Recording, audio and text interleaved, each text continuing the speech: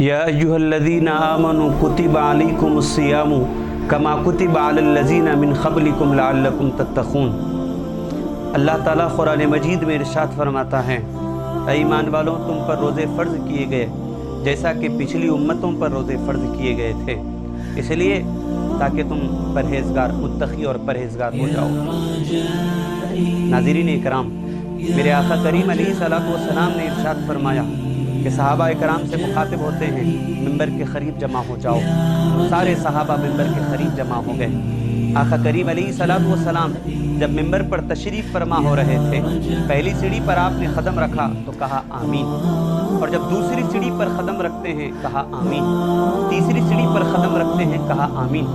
सहाबा इकराम रिज़वानुल्लाहि ताला अलैहिम अजमईन ने नबी पाक अलैहिस्सलातु वस्सलाम के इस काम को देखा तो आप अलैहिस्सलातु वस्सलाम खुतबा देकर जब नीचे तशरीफ़ लाए, सहाबा ने अर्ज़ किया, या रसूल अल्लाह, हमने आज तक ऐसी बात नहीं सुनी जो आज सुनी है।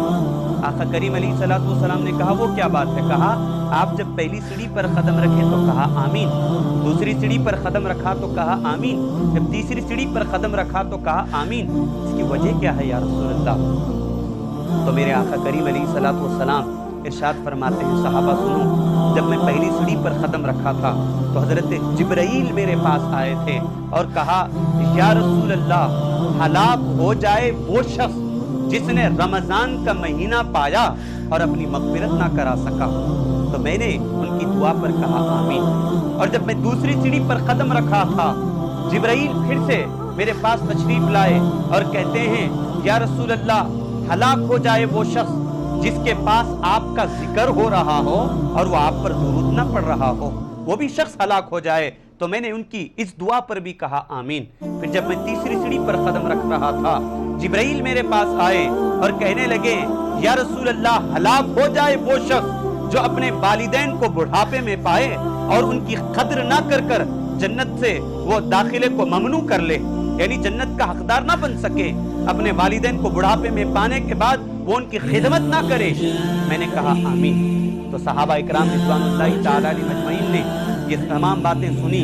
अज़ीज़ नाज़रीन इकराम, नबी पाक अलैहिस्सलातु वस्सलाम ने ये पैगाम हमको दिया है कि रमज़ान का महीना जब कभी हमारे दरमियान में आए, उसका अदब हमारे लिए ज़रूरी है, उसका एहतराम हमारे लिए ज़रूरी है, उसमें रोज़े हमारे लिए रखना ज़रूरी हो जाता है, उसमें जिस कदर एहतमाम कर सकते हैं करना चाहिए, और जितना अदब और एहतराम करेंगे उतना हम रब रसूल हमसे राज़ी हो जाएंगे। और नाज़रीन इकराम, मेरे आका करीम अलैहिस्सलातु वस्सलाम ने ये भी दर्स हमको दिया है कि जब कभी जहां पर भी मेरा जिक्र हो रहा हो, तुम्हारे लबों पर दुरूदों की कसरत होनी चाहिए। नाज़रीन इकराम, मेरे आका करीम अलैहिस्सलातु वस्सलाम मदीने में मौजूद हैं।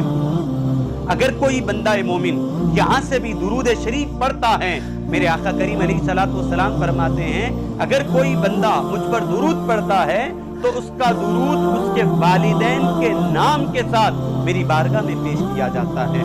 फरिश्ते मेरी बारगाह में पहुंचाते हैं, बस उसका नाम नहीं, उसके वालिद का नाम लेकर पहुंचाते हैं।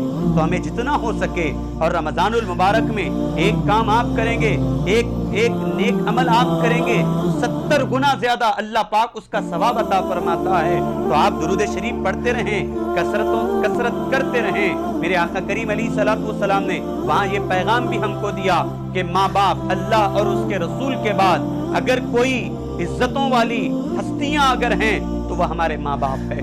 वालिदैन की खिदमत हमारे लिए जरूरी है। इंसान अगर वालिदैन की खिदमत नहीं करेगा, उसका वबाल अल्लाह ताला उसको दुनिया में ही बता देगा और आखिरत में भी बता देगा। और जो इंसान माँ बाप की फरमाबरदारी करता है, अब नबी पाक अलैहिस्सलातु वस्सलाम इरशाद फरमाते हैं, देखो रब रसूल जब राजी होंगे, जब अगर एक इंसान के वालिदैन अगर उससे राजी हैं, रब रसूल उससे राजी हैं। मेरे आका करीम अलैहिस्सलातु वस्सलाम ने इन तीनों की वजाहत करते हुए हमको ये पैगाम दिया है کہ جب تک تم دنیا میں رہو تمہارے والدین زندہ ہیں تم ان کی خدمت کرتے رہو، اگر والدین گزر چکے ان کی مغفرت کی دعائیں کرتے رہو۔ حاضرین اکرام، رمضان کا ادب اور احترام ہمارے لیے ضروری ہے، اور سیدی عبداللہ شاہ نقشبندی رحمت اللہ علیہ فرماتے ہیں کہ ایک مجوسی تھا جو شہر بخارا میں رہا کرتا تھا۔ مجوسی کا مطلب ہے آگ کی پوجا کرنے والا۔ جب وہ ایک دن وہ اور اس کا لڑکا بازار کی جانب جاتے ہیں، مہینہ رمضان کا تھا، وہ مجوسی اپنے ساتھ ایک بیٹے کو لے کر جب بازار کی طرف دوڑا، جب بازار کی طرف نکلا، بازار میں جب پہنچے تو مجوسی کا بیٹا کچھ لے کر کچھ خرید کر کھا رہا تھا۔ تو مجوسی نے دیکھا کہ بیٹا رمضان کا مہینہ ہے، تمہیں احترام کرنا چاہیے، رمضان کے مہینے میں سرے بازار نہیں کھاتے، یہاں مسلمان لوگ کھڑے ہوئے ہیں، وہ روزے کی حالت میں ہیں۔ تو وہ بیٹا کہنے لگا والد آپ بھی تو کھاتے ہیں۔ تو مجوسی باپ نے کہا اے میرے بیٹے میں کھاتا ہوں گھر کے اندر، تاکہ مسلمانوں کا احترام کرتے ہوئے، رمضان کا احترام کرتے ہوئے میں گھر کے اندر کھا رہا ہوں اور تم سرے بازار کھا رہے ہو۔ یہ کہتے ہوئے مجوسی اپنے بیٹے کو ایک تمانچہ مارتا ہے، کہتا ہے کہ رمضان کا ادب ضروری ہے۔ حاضرین اکرام، سیدی عبداللہ شاہ نقشبندی رحمت اللہ علیہ فرماتے ہیں کہ جب اس کا آخری وقت آیا، آخری لمحات آئے مجوسی کے، جب وہ وصال فرمانے والا تھا، اس وقت اللہ کا کرم اس پر ایسا ہوا کہ جب وہ دنیا سے جا رہا تھا، اللہ نے سب سے بڑی دولت اس کو عطا فرمائی، وہ ہے ایمان کی دولت۔ جب وہ دنیا سے جا رہا تھا، رب کریم نے اس کی زبان پر کلمہ طیبہ جاری فرما دیا، اور وہ دنیا سے گیا مجوسی کی حالت میں نہیں بلکہ ایمان کی حالت میں وہ دنیا سے گیا ہے۔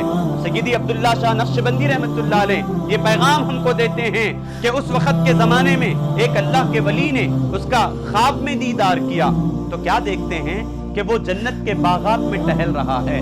جب اس سے پوچھا گیا کہ تمہیں یہ نعمت کیسے ملی، تم تو مجوسی تھے، تمہیں یہ نعمت کیسے ملی؟ اب وہ مجوسی خود اپنا حال بیان کرتے ہوئے کہتا ہے میں مجوسی تو تھا، لیکن رمضان کا ادب کرنے کی وجہ سے اللہ نے مجھے مرتے وقت میری زبان پر کلمہ طیبہ جاری کر دیا، اور میں ایمان کی حالت میں دنیا سے گیا، اللہ نے مجھے یہ انعام میں مجھے عطا فرمایا ہے۔ حاضرین محترم، ایک مجوسی ہے، غور کریں، ایک مجوسی جب رمضان کا اتنا ادب کر رہا ہے، اتنا احترام کر رہا ہے، تو رب کریم اپنی اس کو انعامات سے نواز رہا ہے۔ ایک مجوسی ادب کرتا ہے تو اتنا انعام اللہ کا ہوتا ہے۔ اب آپ کا کیا خیال ہے کہ اگر کوئی مومن بندہ رمضان کا احترام کرتا ہے، پروردگار کی کتنی نعمتیں اس پر ہوگی، کتنی کرم نوازشیں اس پر ہوگی۔ تو ہمیں یہ جاننا چاہیے کہ رمضان کا مہینہ ہے، احترام ہمارے لیے ضروری ہے، ادب ہمارے لیے ضروری ہے۔